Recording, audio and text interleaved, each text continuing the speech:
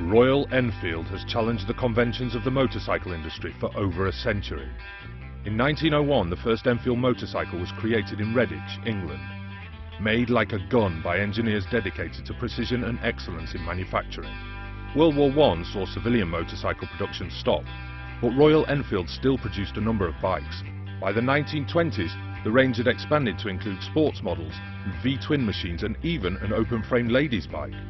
The 1920s also saw Enfield's greatest racing successes at the famed Brooklands circuit and the Isle of Man TT. In 1932, the first Bullet was created.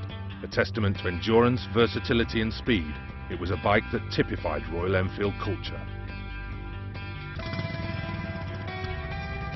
World War II led to another change in the business, with a secret factory being built in southern England. The best-known Enfield product of the time was the Flying Flea, a 125 that was light enough to parachute into enemy territory. In 1953, Madras Motors was charged with buying some motorbikes for the Indian Army. There was only one choice. 750 bullets were bought as champions of the harsh environment.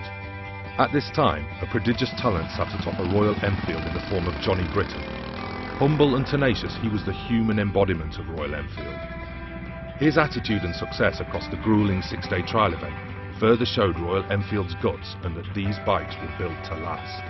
The 1950s also gave birth to some great feats of engineering with the creation of the Crusader and Constellation. By 55, Madras Motors had a license to manufacture the Bullet. Enfield India Limited was established. The 60s saw the birth of the 750cc Interceptor, as well as the landmark Continental GT Cafe Racer. The GT was a response to change in attitude towards motorcycling, a youth quake that helped create an exciting and attractive bike for the legions of young men now taking to the roads. Meanwhile, Bullet production flourished in India. By 77, Indian-made bikes began to be sold in the UK to meet a demand from a newly formed classic motorcycle movement. The 80s saw Enfield's export markets flourish, with European distributors supplying the bike to a new generation of enthusiasts. The 90s were a decade of reappraisal. New bikes, new owners and new attitudes. An international tourist industry developed around the timeless Bullet too. Tour organisers set themselves up to take groups into the Himalaya, across the Rajasthan desert and into the backwaters of Kerala. Riding a Bullet in India became a must-do for many bike enthusiasts. In 2005, the Indian factory celebrated 50 years of production, with the legendary Bullet remaining an icon of the Indian highways. The recent technology-driven economic boom in India has produced a new generation of Royal Enfield riders. Known as Bulleteers, the relationship these riders have developed with their motorcycle and its heritage is more than a hobby. It's a way of life.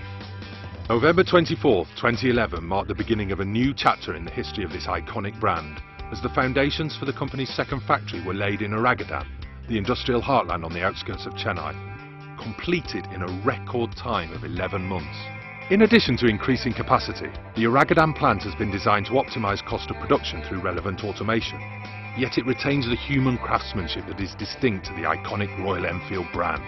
The plant features a groundbreaking new CED paint shop with a painting capacity of 600 motorcycles a day, a robotic painting and powder coating system to ensure consistency and less wastage, and capacity for producing one motorcycle a minute or over 800 a day across 2 shifts.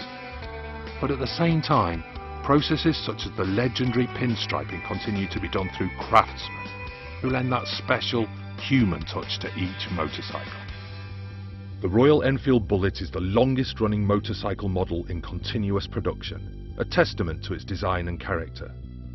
However, it is the classic design of the 60s that Royal Enfield is now revisiting, responding to another change in attitudes towards life on 2 wheels. September 2013, the Continental GT became a part of the Royal Enfield product family. It heralds another evolutionary step for Royal Enfield. Looking to its past, they have created a beautiful machine for the future. One that's classic and modern, and will continue Royal Enfield's epic journey.